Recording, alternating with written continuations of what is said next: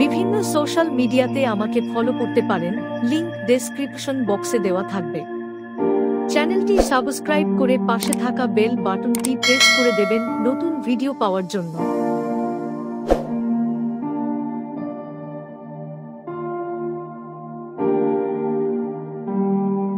অজিত দোভাল ভারতের একজন বিশিষ্ট গোয়েন্দা কর্মকর্তা এবং জাতীয় নিরাপত্তা উপদেষ্টা, নেশন সিকিউরিটি অ্যাডভাইজার।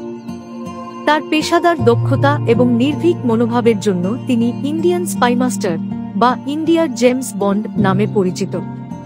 নিচে তার জীবনী সংক্ষেপে তুলে ধরা হল। প্রাথমিক জীবন ও শিক্ষা। জন্ম 20 জানুয়ারি 1945 উত্তরাখণ্ডের পৌরি গাড়ওয়ালে। পিতা গোবিন্দ দোভাল ভারতীয় সেনাবাহিনীর কর্মকর্তা ছিলেন।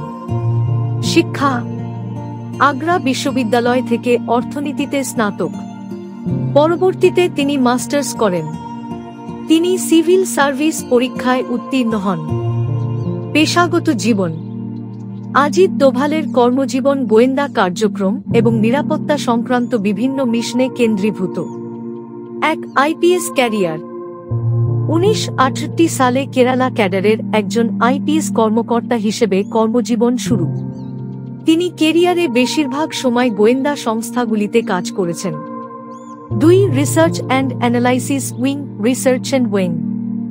তিনি রিসার্চ অ্যান্ড উইং-এ গুরুত্বপূর্ণ মিশন পরিচালনা করেন। 7 বছর পাকিস্তানে ছদ্মবেশে কাজ করেছিলেন। অপারেশন ব্লু স্টারের পর পাঞ্জাব বিদ্রোহ দমনেও ভূমিকা রাখেন। 3 জাতীয় নিরাপত্তা উপদেষ্টা, ন্যাশনাল সিকিউরিটি অ্যাডভাইজার। 2014 সালে প্রধানমন্ত্রী নরেন্দ্র মোদী তাকে ভারতের জাতীয় নিরাপত্তা উপদেষ্টা হিসেবে নিয়োগ দেন। সার্জিক্যাল স্ট্রাইক 2016 এবং বালাকোট এয়ার স্ট্রাইক 2019 পরিচালনায় গুরুত্বপূর্ণ ভূমিকা পালন করেছেন। উল্লেখযোগ্য মিশন: মিজোরাম ও পাঞ্জাবের জঙ্গি কার্যকলাপ দমন, মালদ্বীপে সামরিক অভ্যুত্থান প্রতিরোধ 1988, কার্গিল যুদ্ধের সময় গুরুত্বপূর্ণ তথ্য সংগ্রহ। পুরস্কার ও সম্মাননা: কীর্তি চক্র পুরস্কার, যা সাধারণত সামরিক বাহিনীর সদস্যদের দেওয়া হয়।